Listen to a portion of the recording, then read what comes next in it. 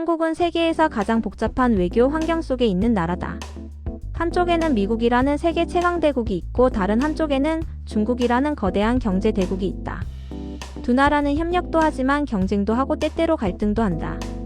이런 상황에서 한국이 어느 한 나라만 선택하면 반드시 다른 한 나라의 반발을 불러오게 된다. 그래서 한국이 살아남고 성장하기 위해서는 어느 한 나라에 완전히 기울지 않고 균형을 지키는 전략이 필요하다. 한국이 취할 전략 가운데 가장 중요한 것은 안보는 미국 중심으로 유지하되 중국을 불필요하게 자극하지 않는 균형이다. 북한이라는 특수한 상황 때문에 한국은 안보적으로 한미 동맹이 매우 중요하다. 미국의 군사기술과 정보력은 한국만의 힘으로 대신하기 어렵지만 안보에서 미국만 바라보면서 중국을 적대적으로 대한다면 한국 경제는 큰 충격을 받는다. 중국은 한국에게 매우 큰 시장이고 제조 공급망에서 중요한 역할을 하고 있기 때문이다. 그래서 한국은 안보는 미국과 협력하고 경제는 중국과 안정적으로 유지하는 방식이 필요하다. 즉 어느 한쪽을 적으로 만들지 않는 현명한 외교가 중요하다. 한국 경제는 수출에 많이 의존한다. 그래서 미국과 중국 모두 한국의 주요 시장이다. 두 나라가 서로 갈등을 겪으면 어느 쪽이든 의존도가 지나치게 높으면 위험해진다. 그래서 한국은 반드시 여러 나라와의 경제관계를 넓히는 전략이 필요하다. 미국도 유지하고 중국도 유지하면서 동남아, 인도, 중동, 유럽 등 새로운 시장을 계속 개척해야 한다. 이렇게 하면 어느 나라에서 문제가 생겨도 한국 경제가 전체적으로 흔들리지 않는다. 한국은 기술 분야에서 두 나라의 장점을 동시에 활용하는 다중 전략이 필요하다. 미국은 첨단 기술과 연구 개발에서 세계 최고 수준을 가지고 있고 중국은 생산 능력과 시장 규모가 매우 크다. 한국은 첨단 기술은 미국과 협력하고 대규모 생산과 판매는 중국 시장을 활용하며 동남아 등 여러 지역을 보조 공급망으로 사용하는 방식이 필요하다. 이렇게 하면 어느 특정 나라에 문제가 생겨도 전체 시스템이 마비되지 않고 한국 기업이 안정적으로 성장할 수 있다. 외교적 메시지는 항상 중립을 유지해야 한다. 강대국들은 자신들의 입장에서 한국에게 어느 편인지 묻고 압력을 넣을 때가 있다. 그럴 때 한국이 취할 가장 중요한 원칙은 어느 나라에도 적이라는 이미지를 주지 않는 것이다. 한국은 실용적 외교를 기반으로 움직여야 하고 감정적 발언이나 불필요한 비난은 피해야 한다. 결정의 기준은 감정보다는 경제적 안정과 국가의 현실적 이익이다. 군사력도 중요하다.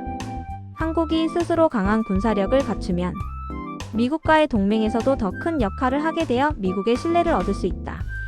동시에 중국에게도 한국이 결코 만만한 나라가 아니라는 신호를 줄 수 있다.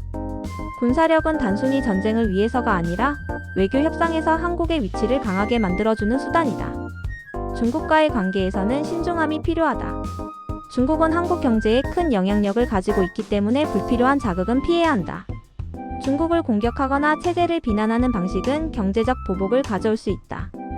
다만 그렇다고 중국의 요구를 모두 들어줄 필요도 없다. 한국은 중국의 입장을 듣되 한국의 이익에 맞지 않으면 정중하게 설명하며 거절하는 방식이 효과적이다. 이런 방식이 균형 외교의 기본이다.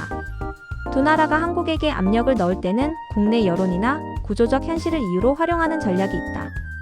한국 정부가 직접 거절하기 어렵다면 한국 국민이 받아들이기 어렵다는 방식으로 설명하거나 안보 또는 경제 구조상 불가능하다는 현실적 이유를 제시하는 방식이 있다. 이는 외교에서 자주 쓰이는 합리적인 시간 벌기 전략이다. 공급망 다변화도 매우 중요하다. 세계가 갈등할수록 식량, 에너지, 원자재, 반도체, 부품 등 여러 분야의 공급망이 흔들릴 수 있다. 그래서 한국은 여러 나라와 협력해 위험을 분산해야 한다. 에너지는 중동과 미국, 호주 등으로 나누고 식량은 여러 나라에서 수입하고 원자재는 아시아, 아프리카, 남미 등으로 공급처를 넓히면 특정 국가의 문제가 한국 전체 경제로 번지는 것을 막을 수 있다. 한국은 대체 불가능한 분야에서 자신만의 힘을 키워야 한다. 반도체, 배터리, 조선, 자동차, 정보 기술 같은 산업 경쟁력은 이미 세계적으로 인정받고 있다. 여기에 문화산업과 고급 인재 양성 등 한국만의 경쟁력을 더 강화하면 미국도 한국을 필요로 하고 중국도 한국을 쉽게 무시하지 못하게 된다. 힘이 있는 국가는 외교에서도 흔들리지 않는다. 마지막으로 한국은 세계 여러 나라와 협력하는 전략적 중간 국가 이미지를 만들어야 한다. 특정 강대국 한 곳만 바라보는 것이 아니라 여러 나라와 다양한 협력을 유지하면 한국의 국제적 가치는 더욱 높아지고 미국과 중국도 한국을 함부로 대할 수 없게 된다.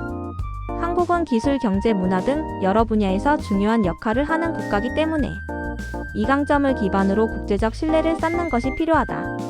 결론적으로 한국이 미국과 중국 사이에서 생존하고 성장하는 길은 한 가지에 의존하는 것이 아니라 여러 길을 동시에 만들어 두는 것이다.